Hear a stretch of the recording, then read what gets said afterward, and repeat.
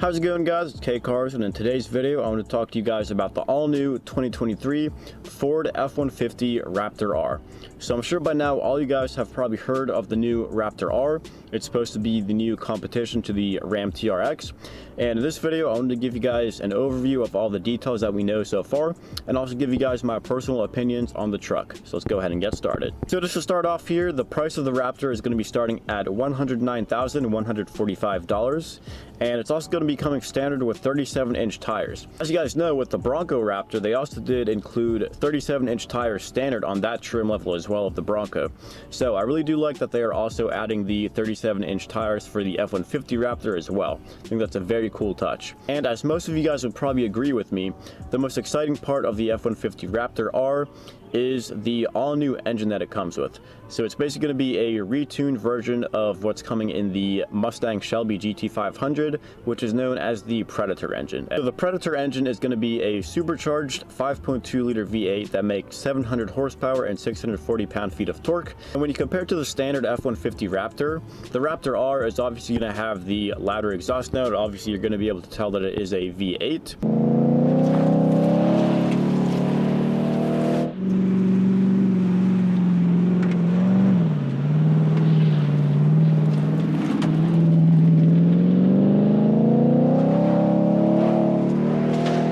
Now, something else that's different between the standard Raptor and the Raptor R is, of course, the 37-inch tires, and as well as some visual cues that you get on the Raptor R as well. So those are kind of the main points of differentiation when you compare the standard EcoBoost Raptor to the all-new Raptor R. With the Raptor R being a 2023 model year, they're actually starting the production of the Raptor Rs this fall. So they should be coming here pretty soon, and I'm very excited to actually see some of these on the street. So I wanted to spend some time talking about the engine in the Raptor R because that's definitely something that I'm very interested in, and something that I'm assuming a lot of you guys are also interested in. As I mentioned, it is going to be the same 5.2 liter supercharged V8 that we find in the Mustang Shelby GT500, but there are going to be a few differences between the Raptor R and the GT500. Starting off with the Mustang, that one actually has 760 horsepower and 625 pound-feet of torque. In the Raptor R, the engine makes 700 horsepower and 640 pound-feet of torque. Even though the Raptor R isn't as powerful as the GT500, if you compare it to the standard Raptor,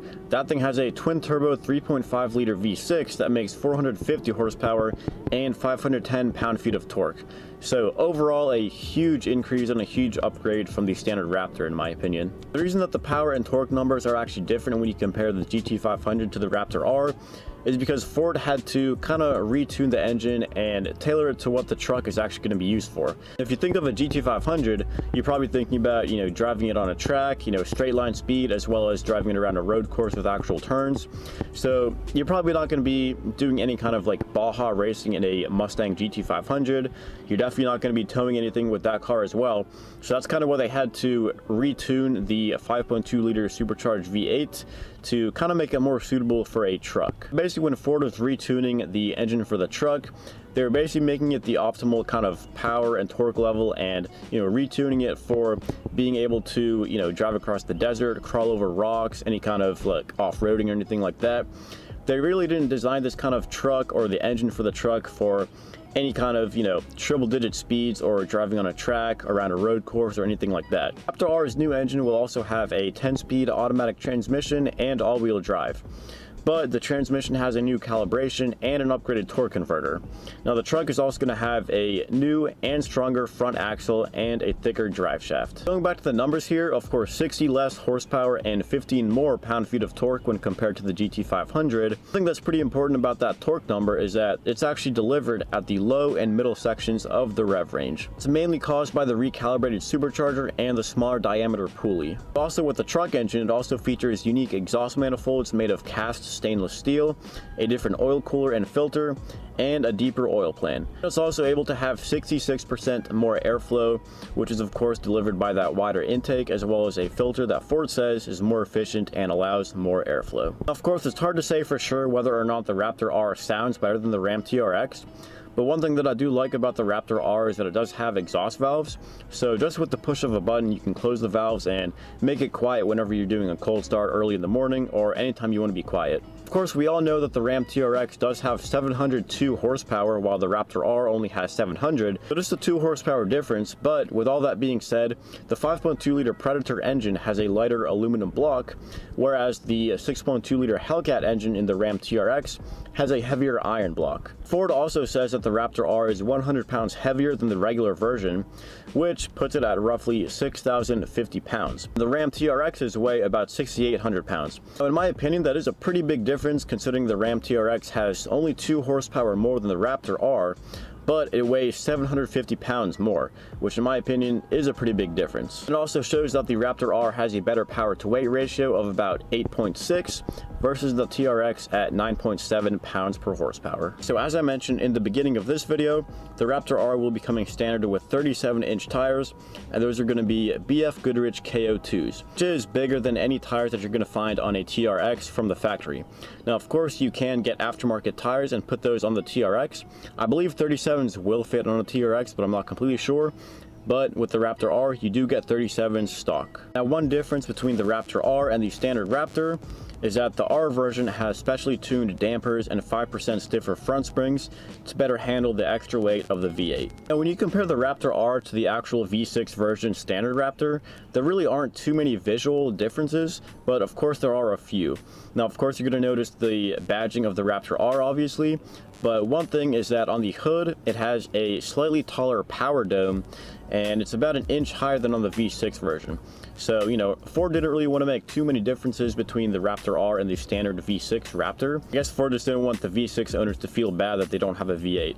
So, not too many differences. In my opinion, I do think that the Raptor R could have a few more kind of visual differences, make it look a little bit, I don't know, maybe wider or something like that. Or just give some more visual cues that it is a Raptor R instead of just, you know, the different badging and the little power dome on the hood. So, just my own opinion, but I do think that they could have done a little bit more for the outside. Now, of course, with the Raptor R, you are obviously going to have different badges on the truck, and those are going to be kind of like the orange theme of the R. Those new badges are going to be along the grille, the power dome, tailgate. The letter R in the name Raptor on the bedside is going to be painted orange, so that's also one way to tell that it's a Raptor R. The graphic itself is also unique to the Raptor R. Moving on to the inside of the Raptor R, it does look pretty similar to other F-150 Raptor models.